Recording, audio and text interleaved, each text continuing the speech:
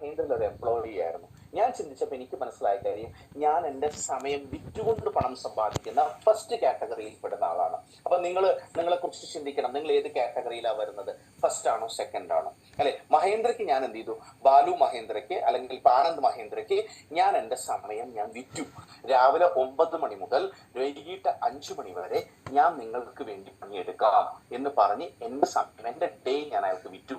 അയാൾ എനിക്ക് അതിനൊരു ലംസം എമൗണ്ട് ഫിക്സ് ചെയ്തു. ഇത്ര 43,000 രൂപ നേടി. ഓംപ്രകാശിന്റെ സമയം എനിക്ക് തന്നാൽ ഐ ഗിവ് യു 43,000 എന്ന് പറഞ്ഞിട്ട് എഴുതി തന്നു. അല്ലെ? ഈ മീറ്റിംഗിൽ ഇരിക്കുന്ന ഭൂരിഭാഗം ആളുകളുടെ പ്രത്യേകത, അവരവരുടെ സമയം വിറ്റ് പണം സമ്പാദിക്കുന്നവരാണ്.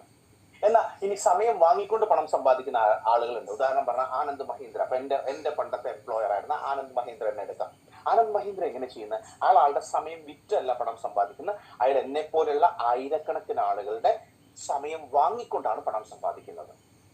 അൾട്ടിമേറ്റ് ആയിട്ട് ചിന്തിച്ചിട്ടുണ്ടെങ്കിൽ വിജയിപ്പിച്ചത് ഞാനാണോ ആനന്ദ് മഹീന്ദ്രയാണോ? ഈ ബാലു മഹീന്ദ്ര ആ സമയത്തുള്ള ചെയർമാനാണ്. ഞാനാണോ ആനന്ദ് മഹീന്ദ്രയാണോ വിജയിച്ചത്? ചിന്തിച്ചു നോക്കിയാൽ മനസ്സിലാവും. സമയം വിറ്റ് പണം സമ്പാദിച്ചവരാരും വിജയിച്ചിട്ടില്ല. സമയം വാങ്ങി പണം സമ്പാദിച്ചവരാണ് വിജയിച്ചിട്ടുള്ളത്. അപ്പൊ എന്താ വേണ്ടത്? വിജയിക്കണമെങ്കിൽ സമയം വാങ്ങി പണം സമ്പാദിക്കാൻ സാധിക്കണം. ലോകത്തുള്ള എല്ലാവരും നിങ്ങൾ എടുത്ത് നോക്കി, വലിയ കമ്പനികൾ അല്ലെങ്കിൽ വലിയ ബില്യണേഴ്സ്, ഇവരുടെയൊക്കെ പ്രത്യേകത ഇവരെല്ലാം സമയം വാങ്ങി പണം സമ്പാദിക്കണം. പക്ഷെ പലപ്പോഴും സാധാരണക്കാരായ നമ്മളെ സംബന്ധിച്ചിടത്തോളം നമുക്കതിന് ഓപ്ഷൻ കിട്ടാറില്ല. അതുകൊണ്ടാണ് നമ്മൾ നമ്മുടെ സമയം വിൽക്കുന്നത്. അപ്പൊ അന്ന് എൻ്റെ ജീവിതത്തിൽ വന്ന തോട്ടാണ്, എനിക്ക് രണ്ടാമത്തെ കാറ്റഗറിയിലേക്ക് എത്തണം.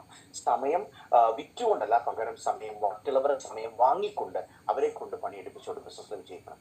ഞാനിത് വെറുതെ പറയുന്നല്ലോ, നിങ്ങൾ ചിന്തിച്ചാൽ മതി. ഇപ്പോ നമുക്ക് നോക്കാം. ഇപ്പൊ യൂസഫ് അലി, കേരളത്തിന്റെ ഏറ്റവും വലിയ കോടീശ്വരനായിട്ടുള്ള യൂസഫ് അലി, ലുലു ഗ്രൂപ്പില് 50,000 ആളുകളാണ് പണിയെടുക്കുന്നതെന്നാണ് പറയുന്നത്. എത്ര ആളുകൾ?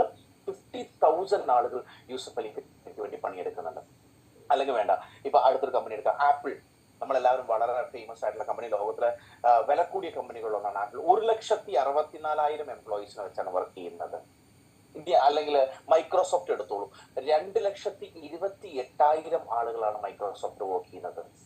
ഇന്ത്യയിലെ ഏറ്റവും വലിയ കമ്പനി ആയിട്ടുള്ള, ഏറ്റവും വലിയ കോടീശ്വരനായിട്ടുള്ള മുകേഷ് അംബാനി